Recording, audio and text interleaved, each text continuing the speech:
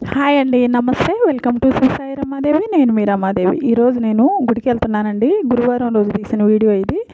గురువారం రోజు గుడికి వెళ్తున్నాను. అయితే మా ఊరికి దగ్గరలోనే బంతుపల్లిలో ఉన్నాడు సాయిబాబా గుడి ఉంది, కానీ అక్కడికి వెళ్ళాలంటే లోపలికి వెళ్ళాలి. ఆటోలు ఎక్కి చాలా లేట్ అవుద్ది. అందుకని నేను ఇంకా దూరం అయినా కూడా సిటీకి వెళ్తున్నాను. ఇటైతే రోడ్డు మీదకి దిగొచ్చు వెళ్ళినాక మనము. ఇదిగో బస్సులో వెళ్తున్నాను.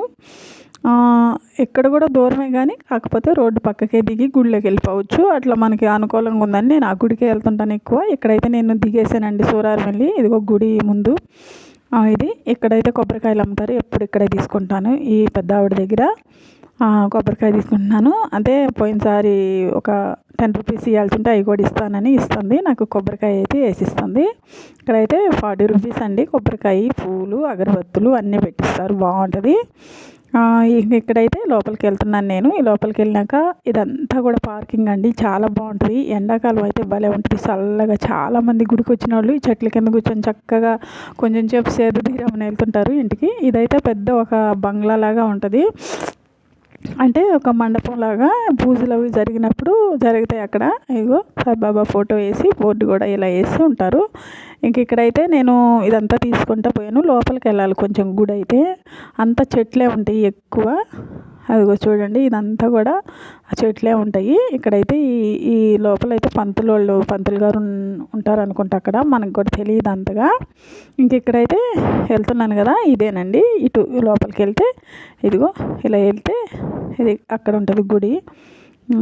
అయితే నేను వేయలేక 12 అట్ట అయిందండి. అందుకే లేట్ అయింది. జనం తక్కువ ఉన్నారు. ఉదయాన్నే అయితే చాలా ఎక్కువ ఉంటారు. ఎందుకంటే ఇక్కడి నుంచి పోయేవాళ్ళు అంతా కూడా డ్యూటీలకు వెళ్ళేవాళ్ళు పొద్దున్నే వచ్చి వెళ్ళిపోతుంటారు. నాకు ఎట్లా తెలుసు అంటే, నేను అప్పుడు డ్యూటీకి వెళ్ళేటప్పుడు కూడా ఉదయాన్నే వెళ్ళేదాన్ని. ఆ టైంలో అసలు రష్గా ఉండేది. ఇక్కడైతే వాటర్ కాళ్ళు చేతులు కడుక్కున్నాను. ఇంకా లోపలికి వెళ్తే గుళ్ళోకి వెళ్తున్నాను. చూడండి, ఇంకైతే బయట ఇట్లా ఉంటుంది. ఇక్కడైతే ఇక వెళ్ళాను లోపలికి వెళ్ళి. ఇక అదిగో అక్కడైతే ఇక్కడైతే తులసమ్మ ఉంటుంది. ఈ తులసమ్మ దగ్గర పూజ చేసుకుంటారు. ఇది ఊరికే చూపిస్తున్నానండి. పైకి ఎక్కేది ఇట్లా ఉంటుంది. లోపలంతా కూడా చాలా ప్రాంగణం ఉంటుంది. కాకపోతే అన్ని చెట్లు బాగుంటాయి. ఇక్కడైతే చెప్పులు అయితే ఇక్కడే వదులుకొని కాళ్ళు చేతులు ఇక్కడే కడుక్కొని వెళ్ళాలి.